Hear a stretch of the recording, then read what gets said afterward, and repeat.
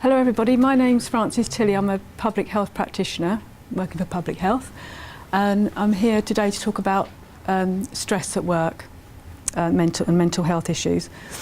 The first slide is the definition that the World Health Organization uses to describe mental health, which is not just the absence, so good mental health is not just the absence of a mental disorder, but as defines a state of well-being in which every individual realises his or own potential and can cope with the normal stresses of life, and can work productively and make a good contribution to the community. So that's the definition of good mental health. Talking about in relation to the construction industry, the Health and Safety Executive conducted a survey and found that 88% of those working in the construction industry experience stress. Another study found that 85% found that their stress wasn't dealt with adequately at work. And there's some other further research done by the US which shows that 3% showed signs of suicide risk. But I think the main point in there is that the vast majority did not seek professional help. Then I've just looked at the prevalence of depression this is particularly on the Isle of Wight, and compared with the England average in Portsmouth and Southampton. The prevalence of depression on the Isle of Wight is just over 5%. This is actually better than the England average. I've done some statistical significant testing, and it's actually significantly better than the England average, and also Portsmouth and Southampton. That's what these little lines are here. So if anyone's ever seen those before, that's some statistical significant testing. In terms of numbers, just nearly 6,000 are aged over 18 are recorded as having depression. This next chart is looking at the long-term mental illness, and for the Isle of Wight it's just over 5%, which is similar to the prevalence. However, when you take that into account with the England average, Southampton and Portsmouth, we're actually not significantly different. It's actually the same, although the chart looks different to that. The significant testing shows you that we're not actually any different in terms of long-term mental health. The next chart looks at the smoking habits and by socio-economic group. So we can clearly see here on the Isle of Wight, nearly 31% of people working in routine and manual jobs smoke, compared to just under 18% working in non-routine and manual groups. So that I don't know if that relates to the opportunity is to smoking in the construction industry, or in routine work, manual work may have an effect. And then looking at alcohol consumption, the Office of National Statistics has reported that routine workers actually die 3.5 times more likely to die from an alcohol-related disease than those in managerial jobs. And then just a little bit about the construction industry, in that due to the nature of the construction industry with long working hours and tight deadlines, they've got the potential to generate anxiety and depression. And also, as the construction industry is male dominated, as we can see, males are less likely to report health issues than women. And there's the less inclination for discussion about health issues in general and how to tackle them.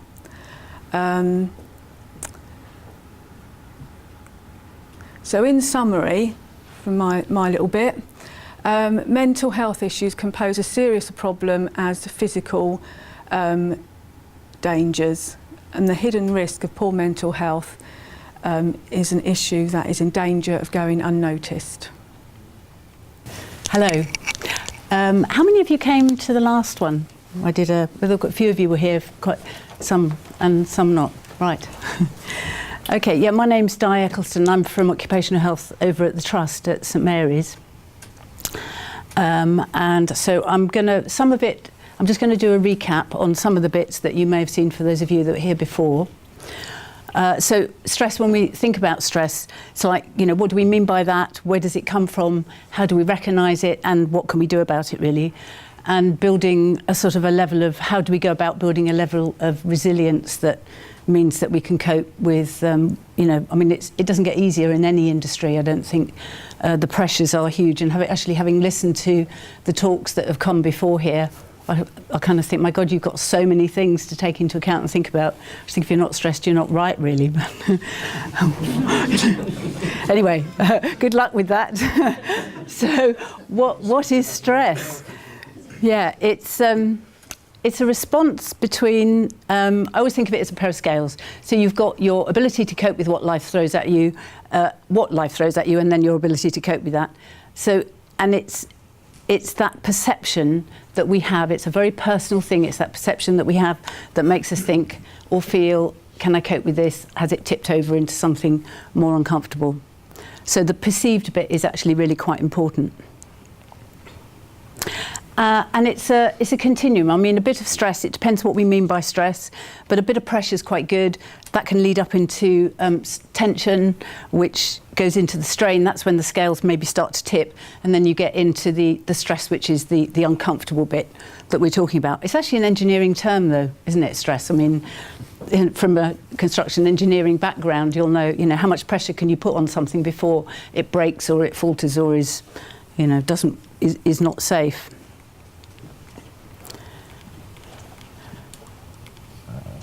So stress versus pressure. Yeah, pressure generally, I think, comes from outside. So again, it's what life kind of comes to us and can be motivating and energizing. And that's quite good. It's what kind of motivates us to get up in the morning, we do new things, we can be, innovative, creative, and so on, and that's fine. And then the stress is that response, is when that pressure becomes too much. It doesn't always come from outside either. I think sometimes we're very good at putting a lot of pressure on ourselves. We have whatever our expectations are. Sometimes we make those too high and then we struggle to achieve them. So there's the pair of scales, and it's about how's your balance, really, thinking, how well are your coping skills to deal with what's going on in your life at the time, and what you can control, what you can't control. So can you think back, can you remember a time when you had, something big happening, like an important interview or, taking your driving test or an exam, having to do a big presentation, something like that? Can you remember what that felt like? That kind of, maybe it was a long time ago. Some of you, the younger guys, may have. Well, what it does is any situation like that is going to trigger what we call the fight or flight response.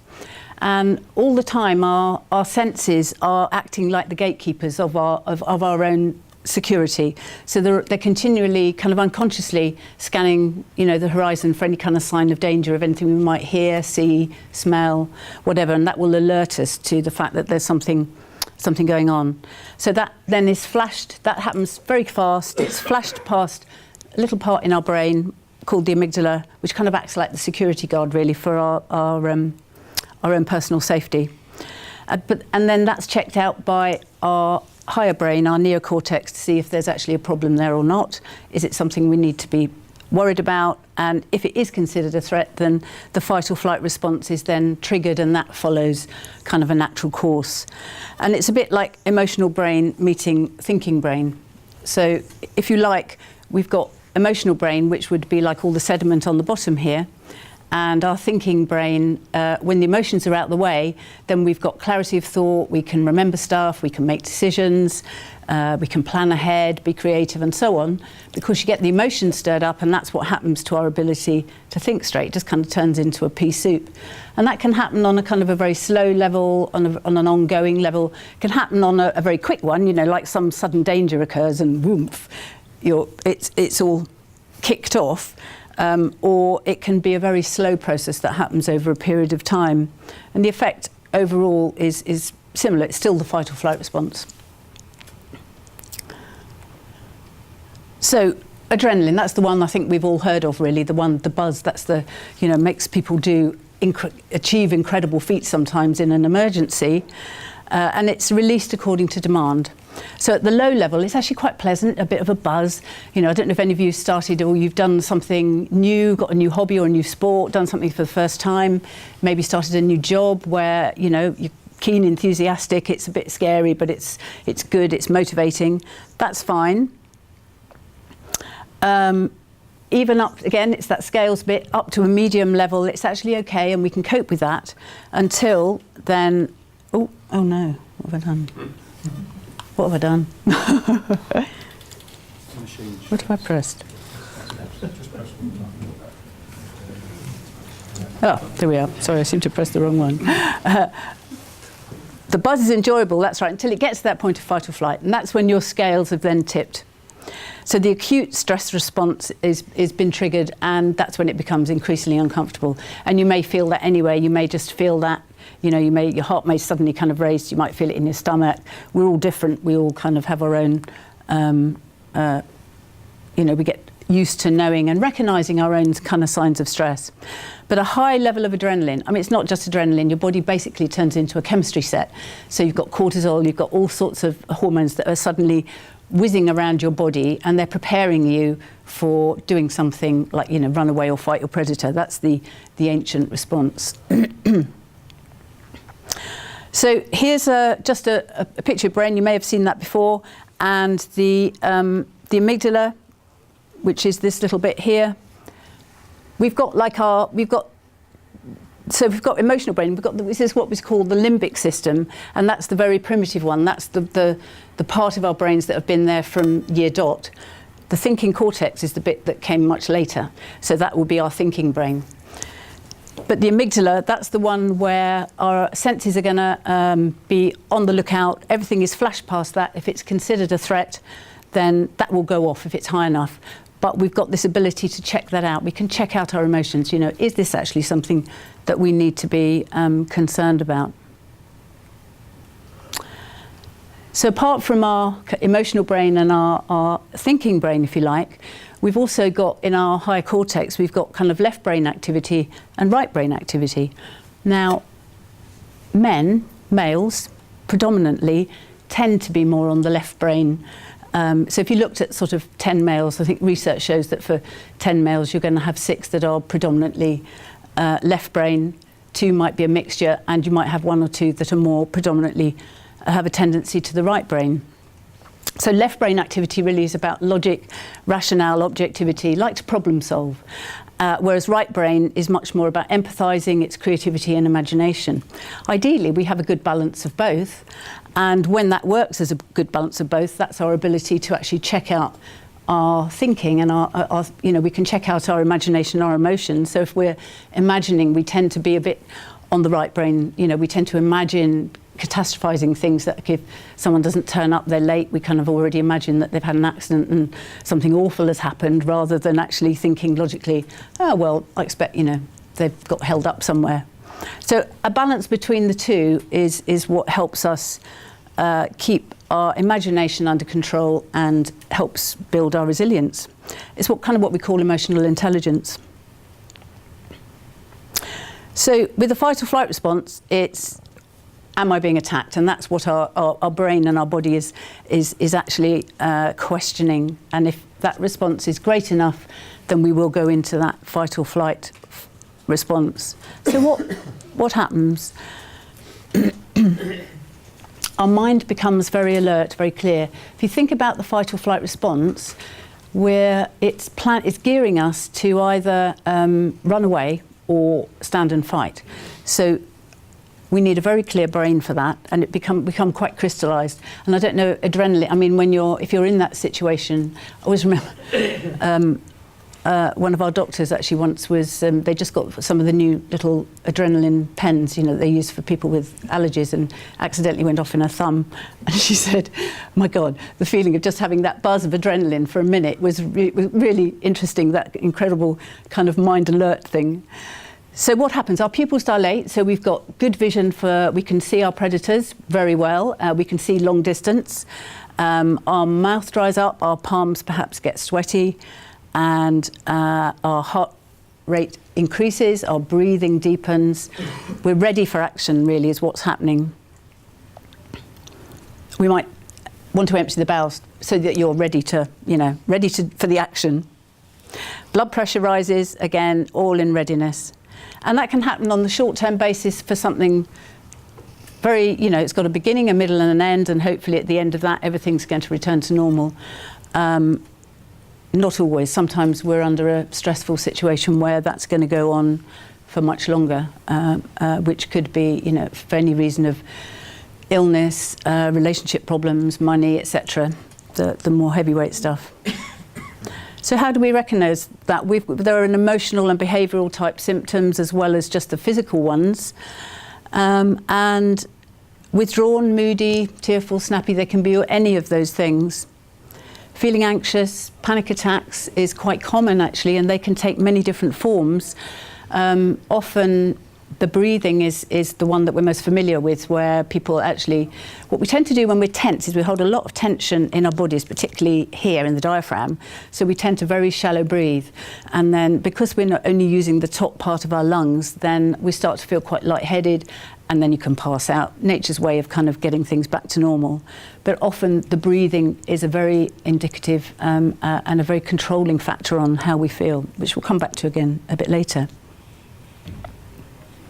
Sleep, that's often one of the first indicators, if you like, where you have trouble getting off to sleep, or you wake up in the night and you can't get back to sleep, or you wake up very early and just having a very disturbed, there's so much going on in your mind that you don't really get into that lovely deep sleep. Change in our appetite of eating, drinking, alcohol, smoking, all the things, the kind of things that we're looking for a quick fix to make us feel better, whether it's eating something, bar of chocolate, or smoking, or having, a bottle of wine. Can affect our relationships. In a nutshell, it's not being yourself. And you may recognise that in your colleagues. Quite often, we don't recognise it very well in ourselves because we're very good at being in denial. And I think maybe men are perhaps better at that, hoping things will get better. It's perhaps more difficult to talk to somebody about it. But in other people, you may recognise if they're usually quite quiet, they may be quite snappy and aggressive, or if they're usually quite chatty and friendly, they get quite withdrawn. So, not being yourself. Muddled thinking, yeah, and that's, again, like the snowstorm, we become quite forgetful, our thoughts get muddled, difficulty making decisions, we take longer to do things as well. And our concentration is very poor. So it's the pea soup of the snowstorm.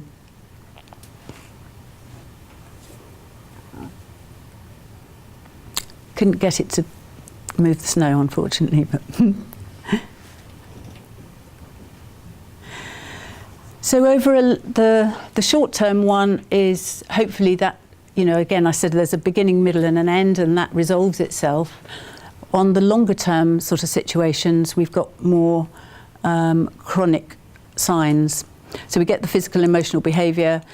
We can get raised blood pressure, headaches. I think we've all got our own particular weaknesses. Some people are prone to the migraines and headaches. Some people get the irritable bowel type stomach problems. Some people get skin problems whereby, if you get eczema, psoriasis, that will always be worse under stress. Muscle tension, neck and back problems.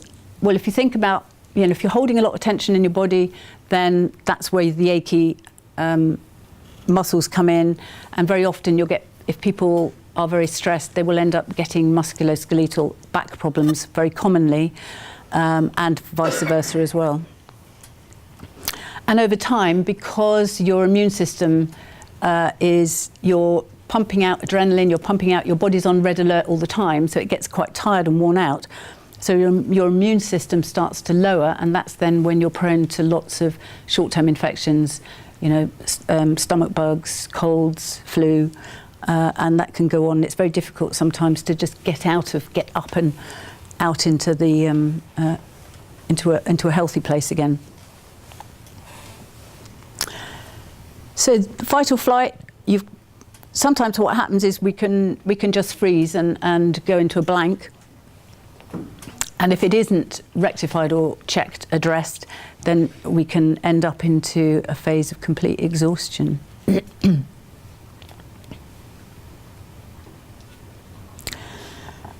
So when we look at where does stress come from, it can come from anywhere, of course. But the homework interface, so if you've got stressful situations in one place, like home, then generally work is kind of a bit of a release and a place of where you can be more yourself and feel okay. But it's in both places. If you've got stress at home and at work, that's a much more difficult situation to cope with ongoing. Life events. Years ago, I think it was in the 60s, Holmes and Ray did a life event score of stressful events, and they gave it a score. Sort of at the top was death of partner, then you've got things like relationship, divorce, prison sentence, things like that, and lots of change. So when we have if we have a run of major life events, I mean, dealing with any kind of bereavement or ill health in the family or at home or of oneself, that can be very difficult. But when you have a run of those as well, within, say, a 12-month period, that is quite known that you're going to be more vulnerable. So if you've just moved to the island, for example, some people may come for a new job, so they're going to have huge amounts of change as well. They'll probably have moved house, changed job, their partner may have done that, the kids will have gone to new school, so you've got massive amount of change all happening at the same time. And that can be, we're just more vulnerable, so you just have to be kind of a bit kinder to yourself and and know that you're going to be a bit more vulnerable. So the next one thing that happens, which could be quite small in itself, can be that one thing that then tips you over the edge. Illness of self or others, yes, list of endless things really. So the misuse of imagination, ruminating over past events and worrying about the future.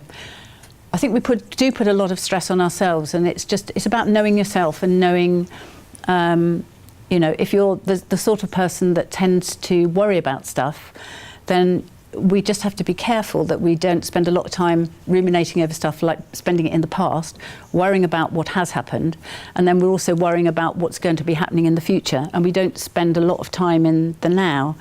And that's what you've probably heard of, like mindfulness is very much a key thing. I think it's all over the place at the moment. I've seen, they're even teaching it. I've seen in schools too. So it's about being in the moment and controlling. Again, it's that control of the left and right brain, really, controlling one's imagination. A lack of skills or support, that can be very stressful too. Work problems. So the sort of things, bullying in the workplace.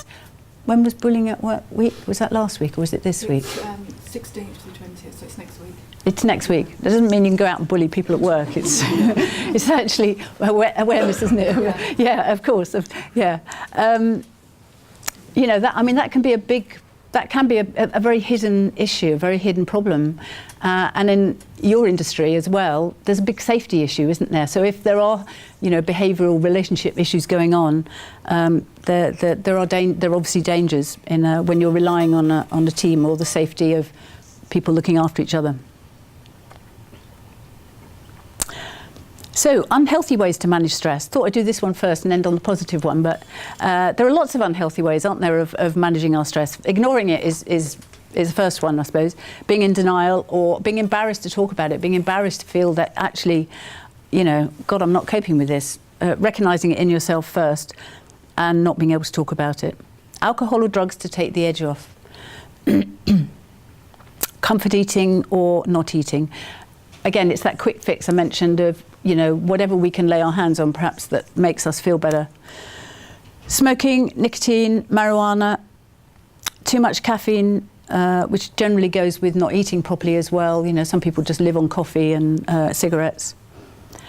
Compulsive behaviour, whether that's spending, gambling, whatever, which then leads into really serious problems of debt and relationship problems because of the debt and the ongoing consequences.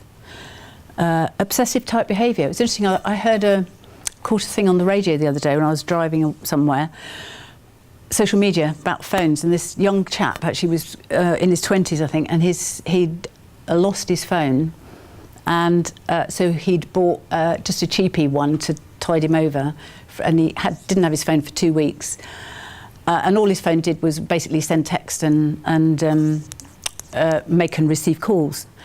But he actually realised within those 2 weeks how obsessively compulsive he could become with checking his phone all the time to see if he'd got messages, his Facebook, social media, all the things.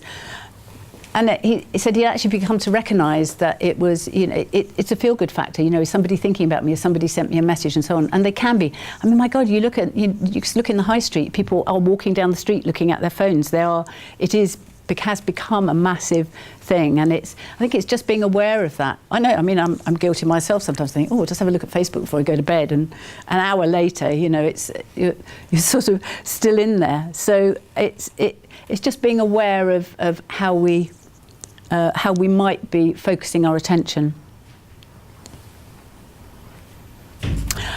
Alcohol and cannabis, and I mentioned this. Somebody mentioned about cannabis in the last talk, I think, as well. And of course, that can be a big issue if you've got people in your teams who are, using alcohol or cannabis and coming to work. Sensible alcohol level for men, 3 to 4 units a day, 2 to 3 units for women, and ideally, they still recommend that you have 2 alcohol-free days. Now, the effects of cannabis, I mean, what it does is it will damp down the emotional and rational pathways. And excessive use can then lead on to quite serious mental health problems. Excessive introspection, daydreaming, being very prone to mood swings. They can get very paranoid as well, and which can lead on to psychosis. The dreaming thing, I mean, what it does, because it damps down, it tends to lead people into, you may have heard of REM sleep, which when you're asleep, you have 2 different types of sleep. You have like the REM sleep, which is when you're dreaming, it's the rapid eye movement sleep. And then you have your deep recuperative sleep, which ideally, you have little phases of the REM sleep through the night.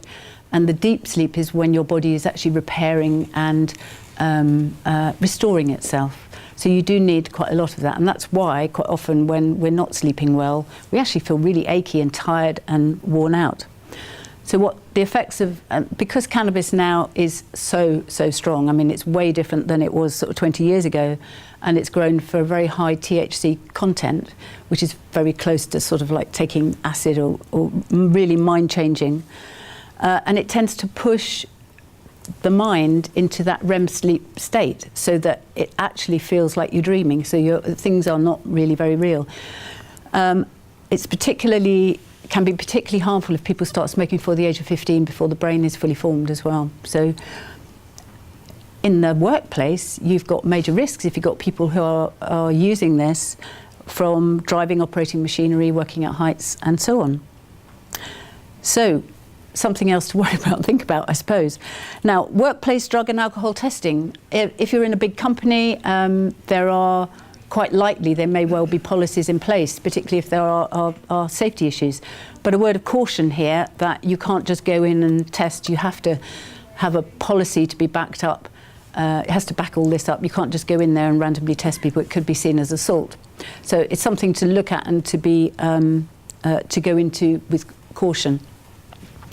But just to be aware that it will have effects, and you may recognise the signs of people. Alcohol, I mean, that can be as bad if people have had a lot to drink the night before. It's quite likely they're going to be over the limit and not safe to drive the next morning. I think it takes roughly 1 hour per unit of alcohol for your liver to actually deal with it and detox. So if you've had a really heavy night the night before until about 2 or 3 in the morning, and you're coming back to work first thing, it's quite likely that they're going to be over the limit.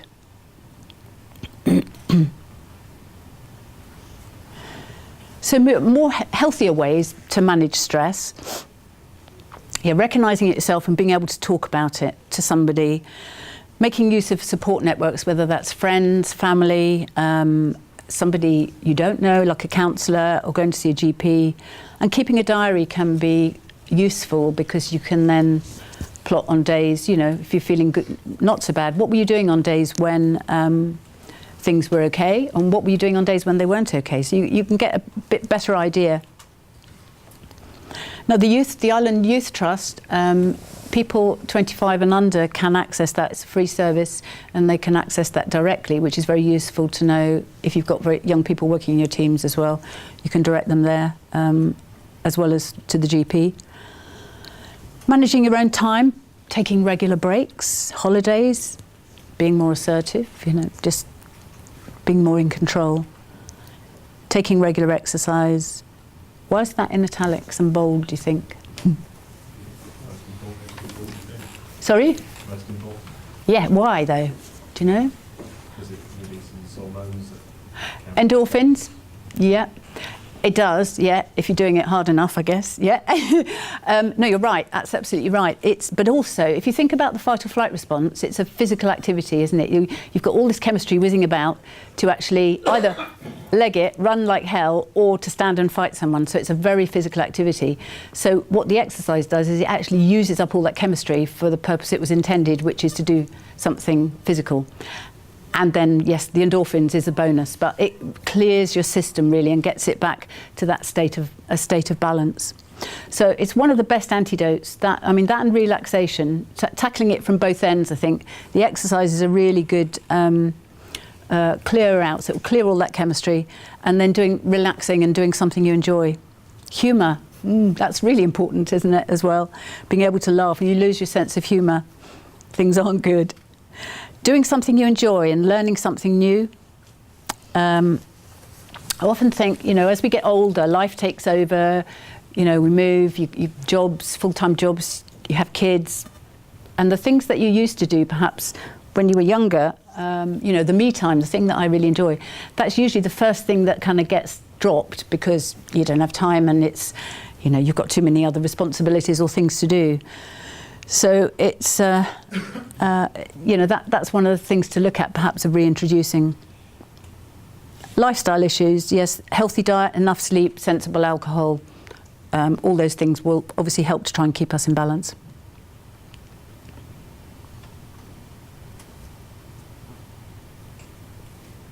What's that, do you think? 168, any ideas? Take a guess. Nope. suicide rate. No. Oh gosh, I hope not. I don't know. Do you know? No. No, it's not as bad as not quite as heavyweight as that. You're absolutely right. You're absolutely right. Okay, so you've got 168 hours in a week. So I had a little think about this. It's quite interesting. If you sleep for 8 hours a night, you may be lucky and get 8 hours a night, you may not, okay? You maybe work for 40 hours a week, but maybe you work more and you sleep less, so that one probably balances out, okay? You probably spend maybe 5 hours in the bathroom a week. I don't know how long men spend in bathrooms actually, but like for all the stuff that you might do, it might be more, I don't know. And then eating and drinking, maybe 10.5 hours a week, you know, if you get to sit down for a bit. So out of all that, that leaves 56.5 hours left over. What do you do with your 56.5 hours a week? It's food for thought, isn't it? That, okay, you've got families, you've got responsibilities, commitments and so on, but it's a very interesting one. When I first did this years ago, and it was on a pie chart, and it was all divided up into 24 hours, and for a typical day, and had to write, sort of fill in, like, you know, what do you do? I thought, well, okay, 8 hours sleep, work, you know, 8 hours, the rest of it, and think on a typical day. And it's, I don't know, I had some hours left over, and I thought, what do I do with that, you know? But we claim to not have time, you know, we're so busy, we're so rushed, everything, life's very fast, and yet we do have that time. I always remember a friend of mine always said, like, if you want a shelf, clear one, throw some stuff away. And it's a bit like that with time, isn't it? If you've really got something that you want to do or you want to put in, okay, what is it, that thing you used to do years ago when you were younger but you don't do it anymore? You know, where is it on your priority list? Can you fit that in? So, yes, I've sort of come up with, over the years, and because we are all so different, we have like it's working out your own personal recipe, really. So what works for you? You know, reading, music, sport, exercise, spending time on your own or with other people. How do you recharge your batteries? You know, what do you like to just get away from everybody and just spend a bit of time, you know, in nature, for example, looking at being in the natural environment? And focusing on the positive things in life, you know, visualizing a positive outcome. Taking time to physically and mentally relax. So bearing in mind that the exercise and the relaxation are the two best antidotes, the two best things that are going to help building some of those things into your, you know, daily, weekly, monthly time plan will be helpful. And using your breathing to relax, which I'll come on to again.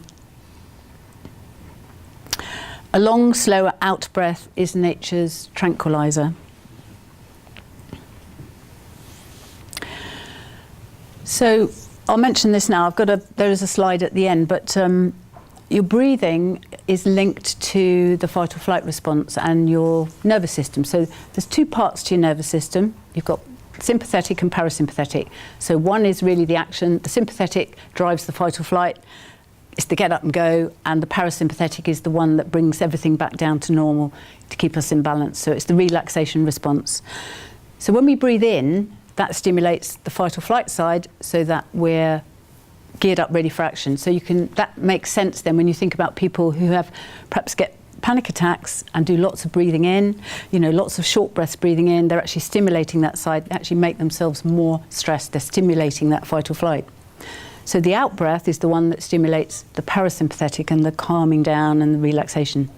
So it's very simple. If you breathe in for less time than you breathe out, if you breathe out a longer out breath, you're going to actually be able to control and bring that back down. And it does work. It really does work. I've been teaching this exercise for many years now, and it's you know, it's for some people said it's more helpful than, you know, drugs.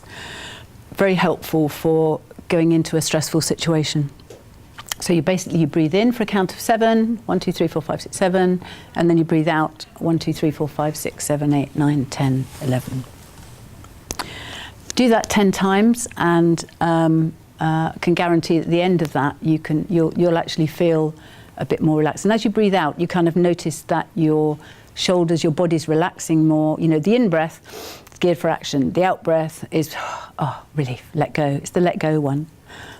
And when you've got the in-breath and the out-breath done, you can actually then use your imagination in a positive way by adding to it a really nice visual scene, using your imagination positively. We can imagine all sorts of terrible things. We've actually got the skill to use it the other way as well. So like it could be somewhere that you've been on holiday that was, you know, really nice, like, or it could be completely imagined, you know, a hot sunny beach, nobody there at all, smell the sea, hear the waves, you know, feel the sunshine, using your senses in that way of creating the nice feeling, the feel-good factor, the good chemistry, and that will help stimulate that side of your nervous system that brings the relaxation response into play. So taking time out. Yes, the mark of a successful man's one spent the entire day on the bank of a river without feeling guilty about it. Guilt's an awful thing, isn't it?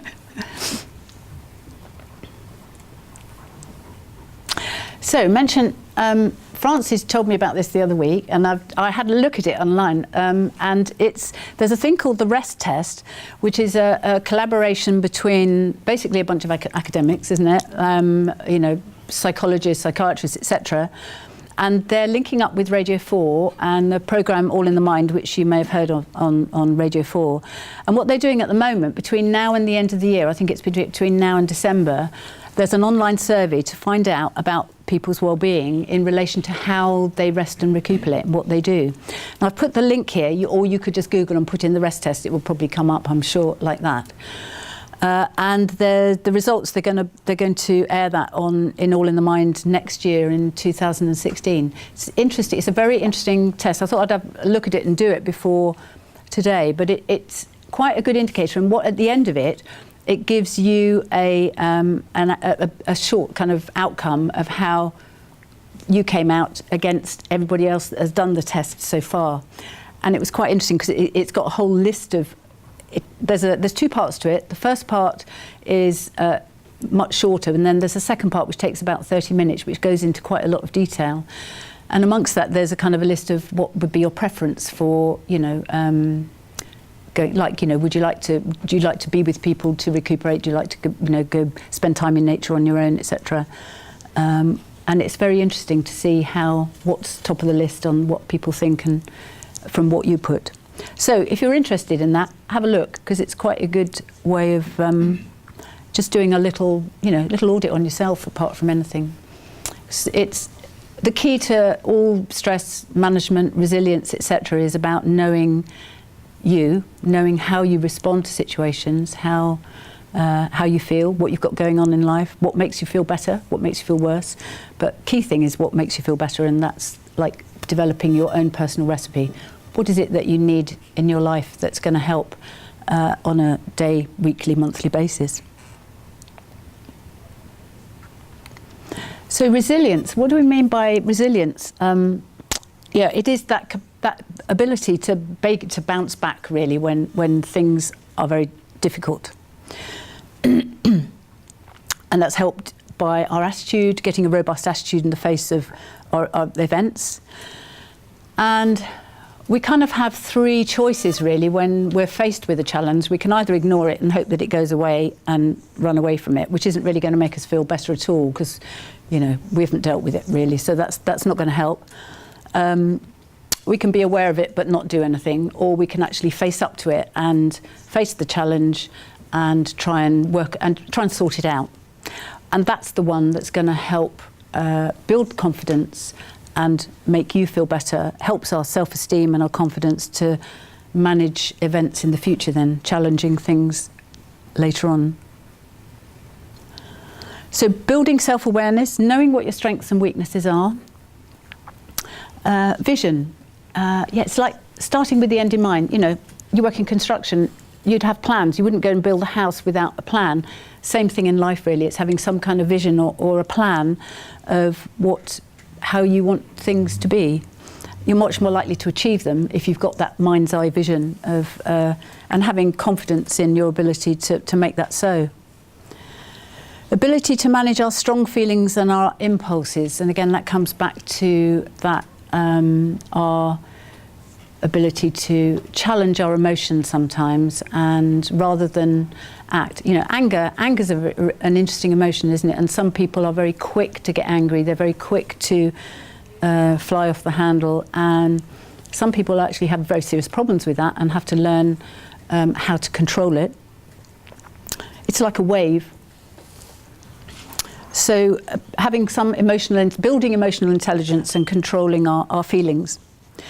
Good problem solving, communication, organisation skills. I think you're all pretty good at that. My God, you work in an industry that is probably, you've got so many things to think about and juggle and manage that I imagine your problem solving skills are probably pretty good. Seeking help, resources, strong relationships, family, friends. It's utilising, who within your circle of influence is going to be there to actually help. And seeing yourself as resilient rather than the victim in a circumstance. Coping with stress in the healthy way rather than the unhealthy ways. It's very easy, and sometimes it's great, isn't it? Yeah, Friday night, oh gosh, yes, get back, have a glass of wine, or it's great, but it's just keeping that in check and keeping it in balance. Helping other people, that can be a very good way of again, building our confidence self-esteem and so on in helping other people solve problems. And sometimes unconsciously we actually solve a lot of our own problems that way as well. And finding positive meaning in your life despite having difficult or traumatic events, you know, trying to turn difficult things into a positive.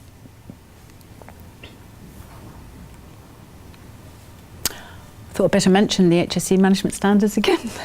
They are here, and there's excellent information on the HSE website, which is developed. It's been there some time now, and I think it's been updated. And there's very clear guidance. Risk assessment, again, like everything that we have to do. So it's there's a stress management, an audit tool there, whereby you can use. There's a questionnaire. The management standards are divided into these: demands, control, support, relationships, role and change. And you can run your own little audit on that, using a questionnaire, feeding it into an Excel sheet, gives you some results. It's always good really to have an independent person to operate that for you from the outside, because obviously there's trust and confidence in somebody being independent from that.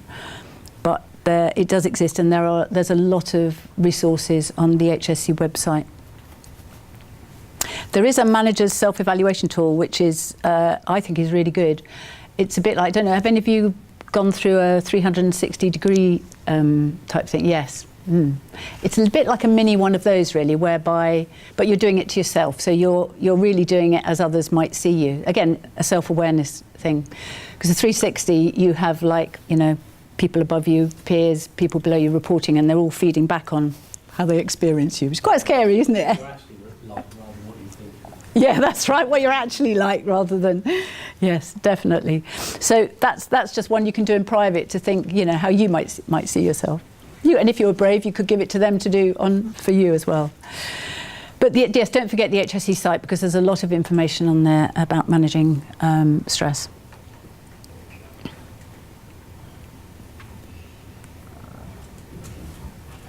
So nature does not hurry, yet everything is accomplished. Interesting. And that's, I think, the slow down factor of life is very fast, isn't it? We go very fast, and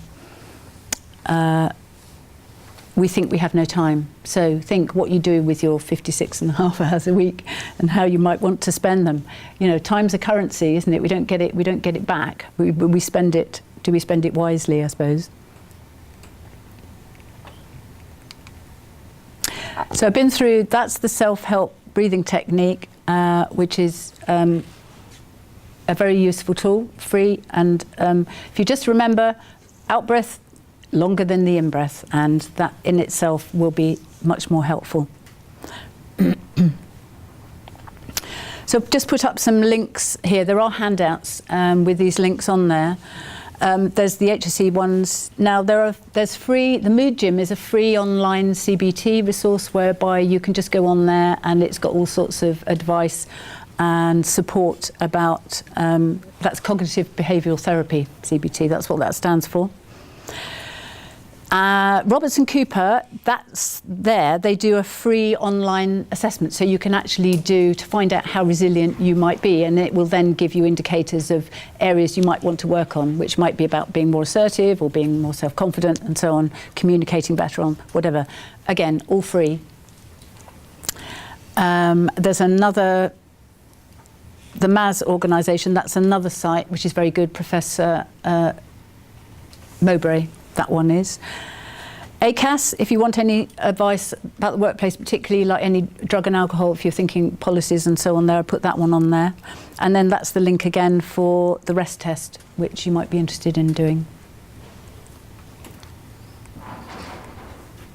So, thank you very much. Come through a bit early, but any questions? Is there anything specifically for construction that can be rolled out with the companies that want to look at their workforce and that sort of thing, other than the sort of go onto the websites that you suggested? In what respect do you mean? Is there a kind of tool that businesses can use with regard to toolbox talks? Basically, is what generally is rolled out in construction sites, so they can advise. Is there a ready reckoner on the toolbox talk that could be used to give awareness for About stress, do you mean? Because it is one of the most stressful environments you're ever going to work Yeah.